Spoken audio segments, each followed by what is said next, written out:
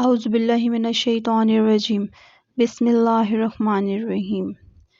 ناظرین، آج میں آپ کے لیے جو ویڈیو لے کے حاضر ہوئی ہوں اس کا عنوان بہت ہی اہم ہے، پڑوسیوں کو لینے دینے کی فضیلت۔ تو یہ سنیے گا، اور اگر آپ کو پسند آئی تو کمنٹ میں ضرور بتائیے گا کہ آپ کو یہ ویڈیو کیسی لگی۔ تو آتے ہیں اپنے عنوان کی طرف، پڑوسیوں کو لینے دینے کی فضیلت۔ تو بخاری اور مسلم میں اس کے بارے میں آیت ہے جس کا ترجمہ کچھ اس طرح سے ہے کہ حضرت ابو ہریرہ رضی اللہ تعالی عنہ کا بیان ہے کہ سرور دو عالم صلی اللہ علیہ وآلہ وسلم نے مسلمان عورتوں سے خطاب کر کے فرمایا کہ کوئی پڑوسن اپنی پڑوسن کے لیے کسی بھی چیز کے لینے دینے کو حقیر نہ جانے، اگرچہ بکری کا کھر ہی ہو۔ تو آئیے چلتے ہیں اس کی تشریح کی طرف۔ اسلام میں پڑوسی کے بڑے حقوق ہیں جن کی نگہداشت بہت ضروری ہے۔ حضرت محمد صلی اللہ علیہ وآلہ وسلم نے فرمایا کہ پڑوسی کے ساتھ اچھی طرح مل جل کے رہنے کو اور اس کے حقوق کی رعایت کے بارے میں مجھے جبرائیل علیہ السلام نے اس قدر بار بار توجہ دلائی جس سے مجھے یہ گمان ہونے لگا کہ پڑوسی کو میراث دلا کر چھوڑیں گے، مطلب میری وراثت میں بھی حقدار بنا دیں گے۔ ایک اور حدیث میں ارشاد ہے، ایک ساتھ رہنے والوں میں سب سے بہتر وہ ہے جو اپنے ساتھیوں کے لیے بہتر ہو، اور پڑوسیوں میں سب سے بہتر وہ ہے جو اپنے پڑوسیوں کے لیے سب سے بہتر ہو۔ تو معلوم ہوا کہ انسان کے اچھا برا ہونے کا مدار ساتھیوں اور پڑوسیوں کے ساتھ حسن سلوک کرنے نہ کرنے پر ہے۔ انسان کی خوش اخلاقی اسی وقت قابل تعریف ہے جبکہ ہر وقت کے ساتھ رہنے والوں سے اچھی طرح پیش آتا رہے، کیونکہ کبھی کبھار جس سے ملاقات ہوتی ہے اس سے میٹھے منہ بات کر لینا اور زبانی القاب و آداب سے پیش آنا کوئی بڑی بات نہیں ہے۔ جن سے اکثر واسطہ پڑتا ہو بلکہ تھوڑی بہت تکلیف ہی پہنچ جاتی ہو، ان کے ساتھ خوبی کا برتاؤ کرنا کٹھن کام ہے اور اسی وجہ سے اس کا درجہ بھی بہت بڑا ہے۔ آج کل رشتہ داروں اور بہن بھائیوں میں خوش اسلوبی کے ساتھ رہنے اور خوشگوار تعلقات رکھنے کا رواج ہی نہیں رہا، تو پڑوسی سے اچھی طرح پیش آئیں۔ یہ ایمانی زندگی کے اندر بہت بڑا خلا ہے۔ مومن بندے تو دشمن کو بھی خوش کرنے کی کوشش کرتے ہیں۔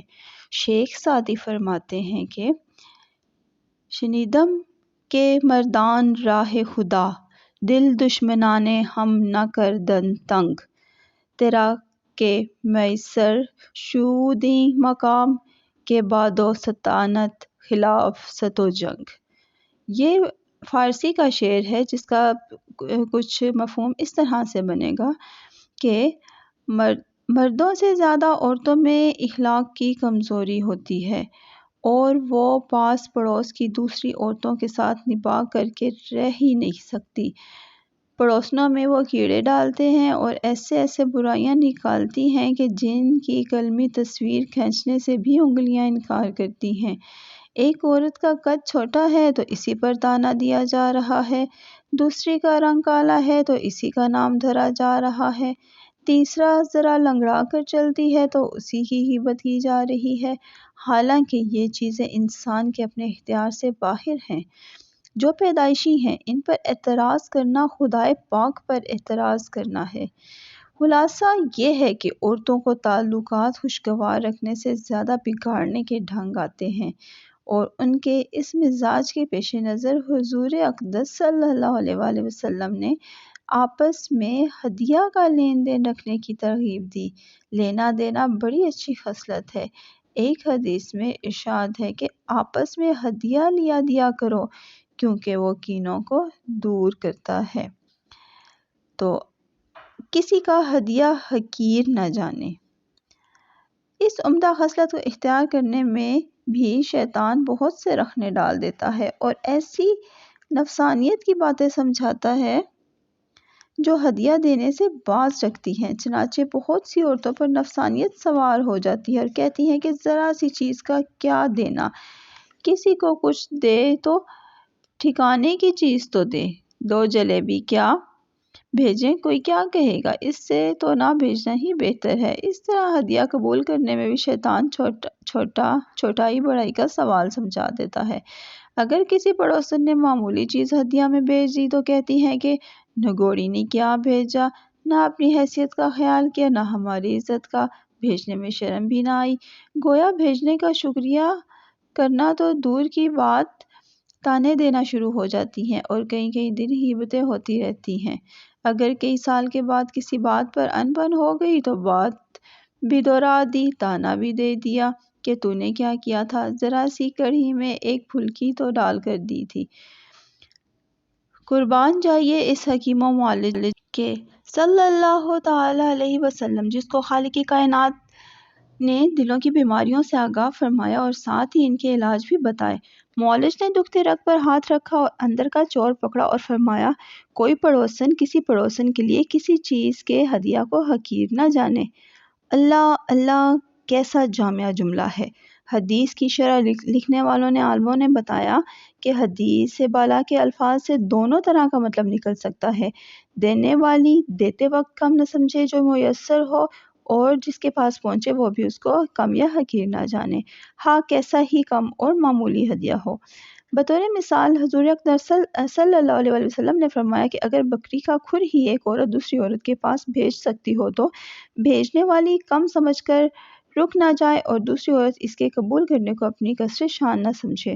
ہر چھوٹا بڑا ہدیہ بشاشت سے قبول کرو اور دل و زبان سے شکر ادا کرو۔ بھیجنے والی کو دعا دو، اللہ سے اس کے لیے برکت کی دعا مانگو اور یہ بھی خیال رکھو کہ ہم کو بھی بھیجنا چاہیے، موقع لگے تو ضرور بھیجو۔ اور بہنوں میں بیٹھ کر تذکرہ کرو کہ فلانی نے مجھے یہ ہدیہ بھیجا ہے تاکہ اس کا دل خوش ہو۔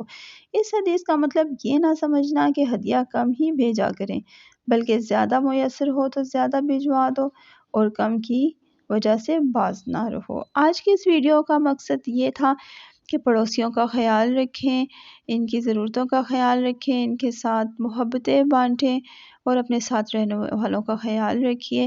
اگر آپ اپنے ساتھ رہنے والوں کا خیال نہیں رکھتے تو آپ کا ان کے ساتھ رہنا بالکل بھی اچھا تصور نہیں کیا جائے گا۔ تو بہتر ہے کہ آپ ان کے ساتھ رہ رہے ہیں تو ان کا خیال رکھیں تاکہ اللہ تعالیٰ بھی آپ سے راضی ہو اور آپ کو اس کے بدلے میں نیکیاں دے۔ کوئی بھی کام کرتے ہوئے اللہ تعالیٰ کی طرف سے سوچ لیں کہ اللہ مجھے اس پہ ثواب دے گا، نیکی دے گا، تو آپ نیکی کرنے میں، کوئی اچھا کام کرنے میں کبھی بھی تاخیر نہیں کریں گے۔ اگر آج کی ویڈیو پسند آئی ہو تو لائک کیجیے گا، سبسکرائب کیجیے گا اور کمنٹ ضرور کیجیے گا تاکہ مجھے مزید ہمت ملے تاکہ میں آپ کے لیے اچھی ویڈیوز بناؤں۔ بہت شکریہ، اپنا خیال رکھیے گا، اللہ نگہبان۔ تو ملتے ہیں اگلی ویڈیو کے ساتھ۔